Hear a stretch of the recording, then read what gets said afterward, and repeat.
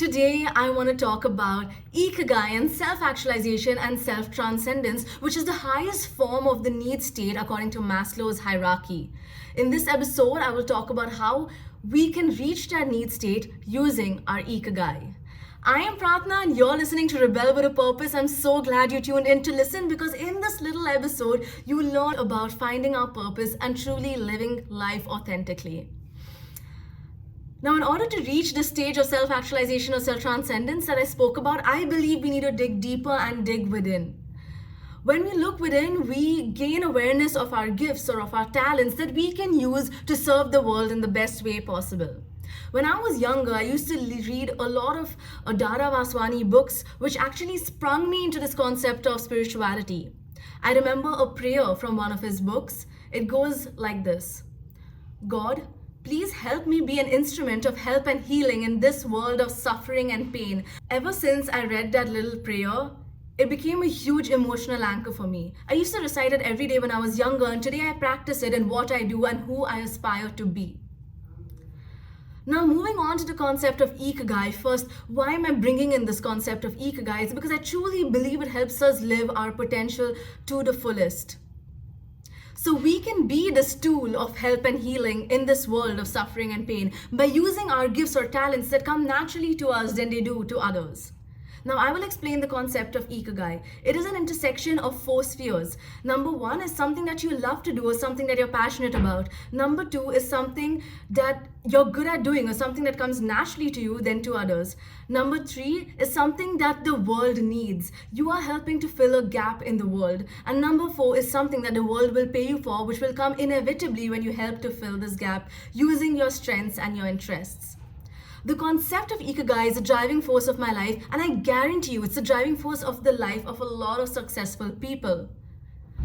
A lot of people do not tread this path because of the fear of unknown, because of the lack of certainty that is there on this path, as well as the financial instability that comes with its early stages. But if you want to be successful, do note this point. Focus on something that you're good at and something that you love to do, and then become so damn good at it that people are desperate to work with you. Ikigai also correlates to the concept of living authentically or living while listening to the voice of your soul. Now, the concept of purpose is somewhat distorted. People think that you need to have one purpose in life and you have to go out there to find it. Purpose is something that you find when you look within. You can have multiple purposes in your life. You can be a multi-passionate or multifaceted human being. And this purpose can change during different phases of your life too. For example, being an amazing mother to your kids is a very, very valid purpose too. In today's world, there is so much chaos and so much comparison around us, especially with the rise of social media, that we sometimes lose ourselves and get wavered in the path of other people's directions rather than our direction. We need to learn how to tune into our soul, how to live authentically, and listen to what our body needs to serve our highest purpose. Now, how many of y'all go out just because your friends have invited y'all and you fear missing out?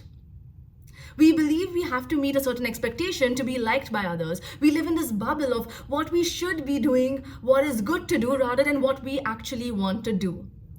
We need to learn how to take these baby but mindful steps to be more authentic to who we are in the midst of all this pressure to be somebody else.